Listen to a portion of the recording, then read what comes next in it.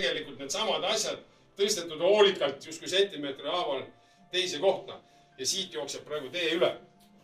Need on rekonstruktsioonid, kuid siin all on kindlasti, selle teise tee all on kindlasti pooled kalmed alles. Nii et nad on nagu, ei saa öelda, et nad ainult nagu võltskalmed oleks.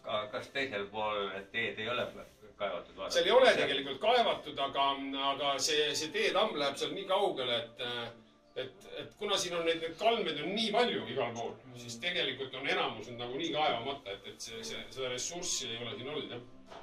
Ja nüüd need kalmed isenes, siis kui need jäeti maha, mingi aja jooksul jäeti maha, siis kasvasid põõsa, siis tulid lehed peale sodi ja lõpuks jäid maa alla. Nüüd mingil ajal, kui nad olid veel maa peal, on nad tegelikult tühjaks röövitud. Ehk siis nüüd suurem osa need hauakatteplaati oli kõrvale visatud või ära lõhutud ja enamus asju ka sealt välja võetud, ilmselt siis pronksasjad just. Aga need skeletid iseenesest on praegu ka alles ja nad on siis Tallinna Ülikooli ajaloo instituudi hoidlas. Neid siis uuritakse veel isegi praegu.